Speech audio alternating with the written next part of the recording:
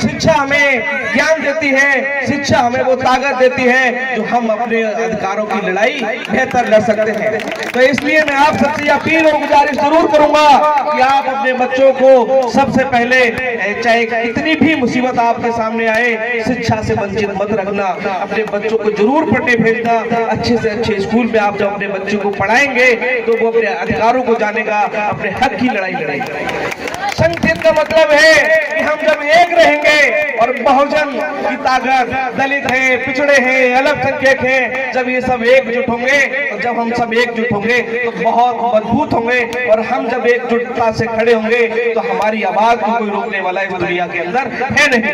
ये ताकत हमें बाबा साहब ने दी है। और संघर्ष हर समय करना चाहिए, चाहे कैसी भी परिस्थितियां आए। आप लोगों ने पढ़ा भी होगा, अगर आप लोग बाबा साहब की किताबों को पढ़ते होंगे तो आपने देखा होगा बाबा साहब ने कितना संघर्ष किया, कि संघर्ष से और बाबा साहब के सामने कितनी चुनौतियां थी। आज के दौर में तो बहुत चुनौतियां कम हैं, तो इसलिए हम सबको संघर्ष जारी रखना है। सामने चाहे कितनी भी मजबूत व्यक्ति खड़ा हो, हमें झुकना नहीं है, हमें डरना नहीं है, डर नहीं होना है। क्योंकि अन्याय के खिलाफ लड़ना, अन्याय के खिलाफ आवाज उठाना ही हमारी मजबूती है। और अगर हम अन्याय के खिलाफ डर करके बैठ जाएंगे तो ये भी बाबा साहब का एक अपमान होगा। इसलिए मैं आप सबसे गुजारिश करूंगा कि जहां भी आपको लगे कि हमारे साथ अन्याय हो रहा है, समाज में उस व्यक्ति के साथ अन्याय हो रहा है, उस व्यक्ति की लड़ाई मजबूती से लड़ने का काम करिए।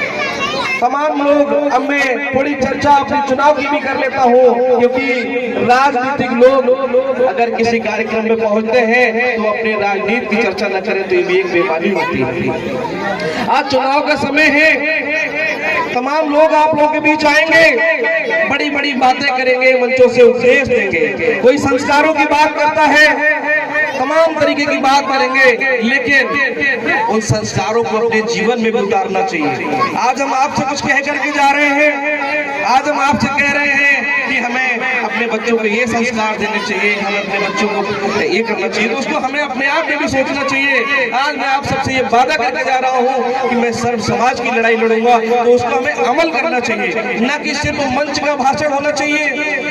और चुनाव के समय वादे तमाम प्रत्याशी कर जाते हैं, बड़ी बड़ी बातें करेंगे।